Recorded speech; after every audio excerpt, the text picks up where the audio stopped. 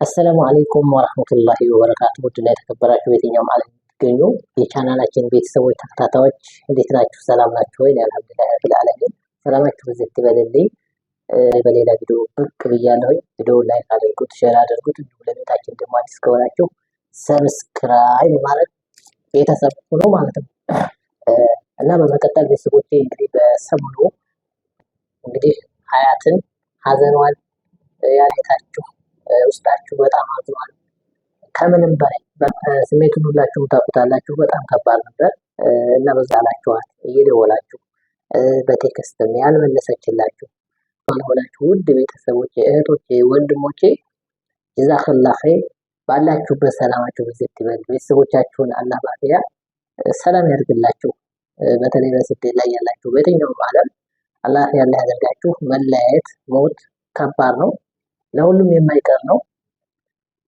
ግን የሰው ልጅ በህይወት ሲኖር በናፍቆት ከዛሬ ነገ እገናኛለሁ ከእናቴ ከአባቴ ከቤተሰቦቼ እያለ ዱንያ ላይ ሞላ።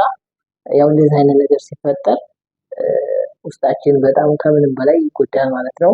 አያት ጋር ከተለያየን እስካሁን 2 ዓመት ሆነን ማለት ነው። እነሷ ከተለያየን 2 ዓመት ሆነን። ሀያት ብዙ ፈተናዎችን ብዙ ነገሮችን ያሳለፈች ጀግና ሴት ነች። ጠንካራ ሴት ነች። በዚህ የማትበገር አልነበረችም። ከአቅሟ በላይ ሲሆን እንጂ ዛሬ እንደዚህ ህመሟንም ብሶቷንም ማየት የቻላችሁት ብዙ የማይነገር ብዙ ነገር አለ። የሰው ልጅ በዱንያ ላይ ሲኖር ብዙ ፈተናዎችን ብዙ ነገሮችን ያያል። ግን አብዛኛው ምሳሌ ለጓደኛ ያዋያል፣ ለቤተሰብ ያዋያል። ባለው ችግር ላይ በገንዘብም ሆነ በሀሳብም ሆነ ሰዎች እንዲረዱት ብዙ ነገሮችን ያደርጋል። ይለምናልም፣ ያስለምናልም፣ ይጠይቃል። እና እሷ መካከል ምንም አይነት ችግር የለም። እስካሁን በትዳራችን ደስተኛ ነኝ። ግን በተመካከል አንዳንድ ነገሮች አሉ። እነሱም ደግሞ ከሌላ ከሰዎች ማንም የሚያውቅ የለም ማለት ነው። እንኳን እንደዚህ ሚዲያ ላይ የሚወጣ ነገር አይደለም፣ ቤተሰብ ጋር የሚደርስ አንድ ነገር የለም በእኔና እሷ መካከል። በራሳችን ነን የምንፈታው። እንደው ምናልባት አንዳንድ አልፎ የሆኑ ፕራንክ የሚባል ነገር ብዙ ፕራንክ አንሰራም። እነዛ ነገሮች ይኖራሉ። አብዛኛው ተከታታይ ኢማም እንዴት ይሄንን ነገር ያደርጋል የሚለው ጥያቄ ራሱ ውስጣቸው ነው። ደግሞ አንተ ይሄን ያደረግ የሚባል በአንዳንድ ፕራንኮች እንጂ ከዛ ውጭ እኔና እሷን የሚያስለቅስ እና የሚበድል ነገር የሚያደረኩት ነገር የለኝም። እሷም ያደረገችው ነገር የለም እና በመቀጠል እና ሲቀጥል ሀያት በእኔ እንዴት አለቀሰች፣ ለምን አለቀሰች፣ ለምን አስለቀስኳት እኔ የሚለው ተለያይተናል ስላችሁ እንግዲህ ከህይወታችን ከትዳራችን መፋታት አይደለም የተፈጠረው ነገር ምንድን ነው? በጣም ቀላል ነገር ነው። እንግዲህ የሳውዲ አረቢያ ህግ ታውቁታላችሁ። አንድ ጊዜ ሲስተም ውስጥ ህግ ውስጥ አንግባ እንጂ ጥሩም ብንሰራ መጥፎም ብንሰራ ይከታተሉናል፣ ያድኑናል እንጂ እኔ ምንም ህገ ወጥ ነገር የሰራሁት ነገር የለም በሳውዲ አረቢያ ህግ ማለት ነው። ስራ እሰራለሁኝ፣ ግን አንዳንድ ጊዜ ከባንክ ጋር የተያያዘ ነገር ሲኖር በጣም ያካብዱታል። 100 ብርም ገባ 10 ብርም ገባ ቤተሰብም ላከ ምንም ላከ ያን ያጠራቅሙና ልክ እንደ ህገወጥ ሐዋላ ነገር ያስመስሉታል። እና በዛ ምክንያት ፋይሉም ተዘግቶ ነበር ከሰውዬ ጋር። ሁለተኛው ወዲዛ ላይ ጠሩኝ፣ እኔም ባንኩን በዛ ሁኔታ ምንም አይነት ብር ላይገባ ይህ ሁሉ ነገር ተዘግቶ ነበር። ግን እንዳጋጣሚ ሆኖ አንዱ ሲዘጋው ሌላኛው ይከፍተዋል፣ አንዱ ሲዘጋው ሌላኛው ይከፍተዋል። ዞሮ ከኔ ላይ ሊወርዱ አልቻሉም። እና በመጨረሻ ትፈልጋለህ ብለው ሲጠሩኝ ሀያት ጋር በሰላም እሷም ወደ ኢትዮጵያ ልትሄድ እሷ ጋር ሄደን በራሳችን መኪና እሷ ጋር ሄደን ከዛ በኋላ እሷ ወደ ቤት ስትመለስ እኔ እዛው እስር ቤት ቀረሁኝ። የዛን ሰዓት እዛው እስር ቤት ቀረሁኝ እና ያው የህግ ጉዳይ ዞሮ በዛም በዚህም ብለው ያለውን ነገር በራሳቸው ውሳኔ ወስነው እኔም ወደ ሀገር እንዲሳፈር አደረጉ።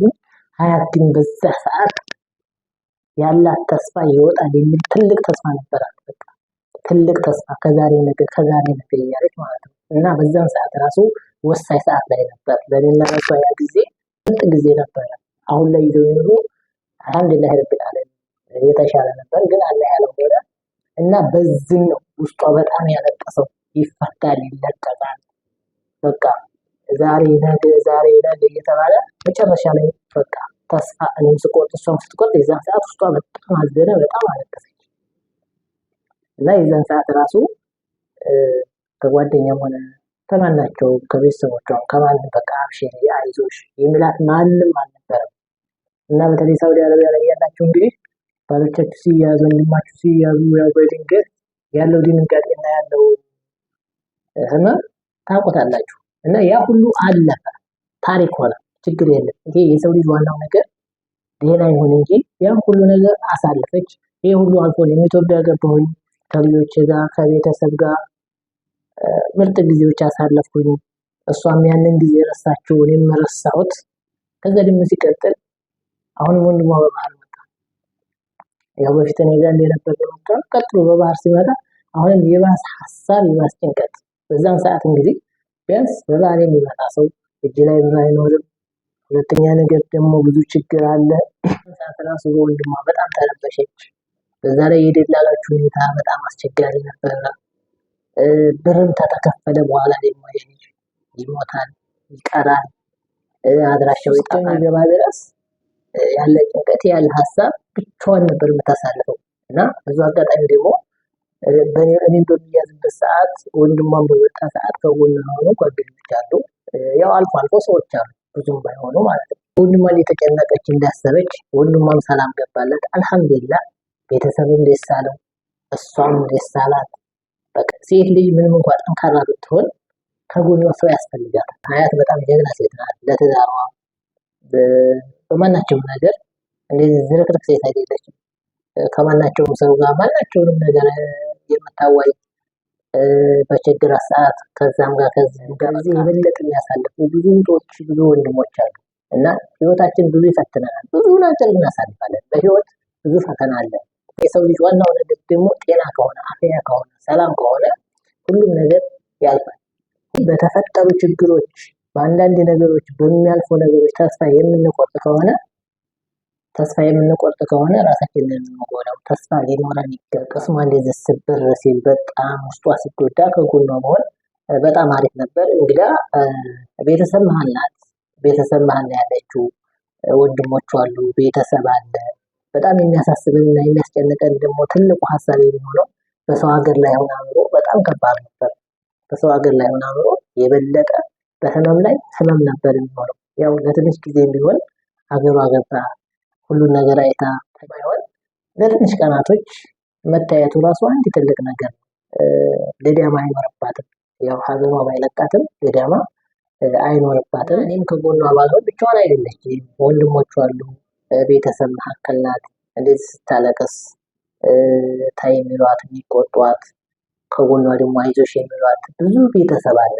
እኔ ባልኖርም ማለት ወንድሞቼ በህይወታችሁ ብዙ ልትጎዱ ትችላላችሁ፣ ብዙ ልታለቅሱ ትችላላችሁ፣ ብዙ ነገር ይደርስባችኋል። ብቻችሁንም ሆናችሁ በሰውም ጋር ሆናችሁ የሚያስለቅሰው ውስጣችን በጣም የሚያዝነው በአንዳንድ ነገሮች ትዝ ሲለን ያ ነገር በጣም ውስጣችንን የሚሰብረው ህመሙ ነው፣ በሽታው ነው እንጂ በስልክ ወይንም እየደወለ አብሽር የሚለን ከጎናችን ደግሞ አይዞሽ የሚለን ሰው አጥተን አይደለም ማለት ነው። እና አጠቃላይ ሰው ስለሌለኝ ብቻዬን ሆኜ በበረሃ በየትኛውም ቦታ ብለን ማዘንም ማልቀስም አይገባም። ዋናው ነገር ራስን ጀግና ማለት ነው። በቃ በተፈጠረው ነገር አልፏል። ሁላችንም ፈጣሪ በፈቀደውና ፈጣሪ ባደረገው ነገር አምነን ተቀብለን ራሳችን ጠንካራ መሆን። እስኪ የሰው ልጅ በህይወቱ ብዙ ፈተና ብዙ ችግር ቢደርስበት ምን ማድረግ አለበት የሚለውን ሀሳባችሁን በኮመንት ጻፉ። ሰላም አለይኩም ወራህመቱላሂ ወበረካቱ።